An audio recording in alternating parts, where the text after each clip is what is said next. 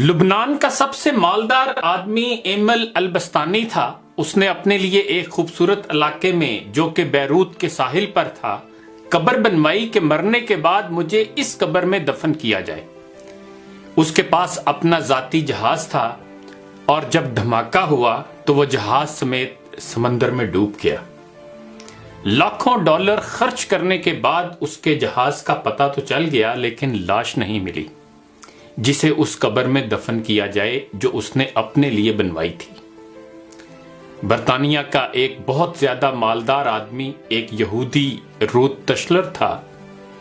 वो इतना दौलतमंद था कि कभी कभी हुकूमत उससे कर्ज लेती थी।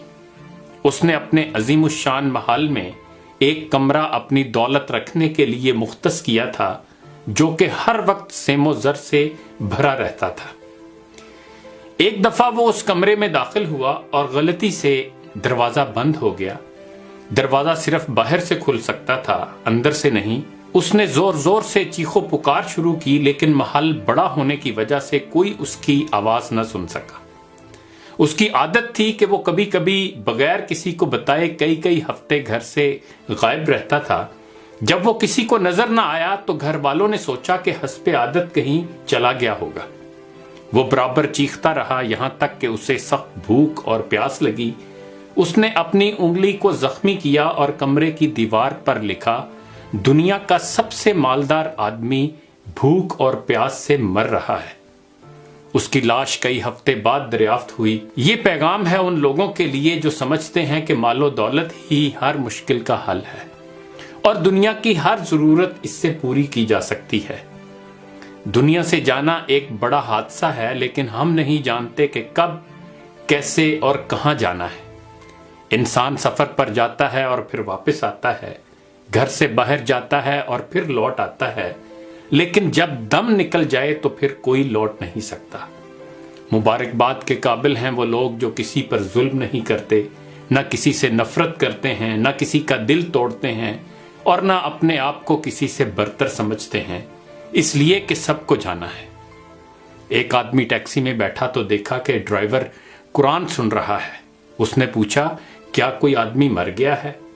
उस टैक्सी ड्राइवर ने जवाब में कहा कि हां, हमारे दिल मर चुके हैं। कैदी इसलिए कुरान मांगता है कि कैदे तन्हाई में उसका साथी बने। मरीज अस्पताल में इसलिए कुरान मांगता है ताकि अल्लाह उसके मर्ज को दूर करे। और मुर्दा कब्र में तमन्ना करेगा, काश मैं कुरान पढ़ता तो आज कुरान कब्र में मेरा गमखार होता।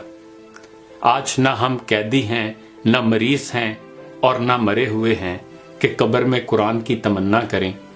कुरान आज हमारे हाथों में है, आंखों के सामने है, तो क्या हमें इस बात का इंतजार है कि हम इन मुसीबतों में से किसी एक मुसीबत में गिरफ्तार हो जाएं और फिर कुरान को तलब करें? अभी वक्त है। आइए दुआ करें कि अल्लाह कुरान को हमारे दिलों की बहार, हमारे सीनों का नूर, हमारे अयूब का पर्दापोश, हमारे नफूस का मददगार, हमारी कब्र का साथी और रोज़े महशर में हमारा सिफारिशी बना दीजिए। ऐ अल्लाह, हमें कुरान के हकूक अदा करने की तौफीक अता फरमा दीजिए। इकबाल ने भी हमें झंझोड़ने की कोशिश की थी, ज़मीं क्या आसमां भी तेरी कजबीनी पे रोता है। गजब है सत्रे कुरान को चलेपा कर दिया तूने, सुबह से गर किया तौहीद का दावा तो क्या हासिल, बनाया है बुते पंदार को अपना खुदा तूने।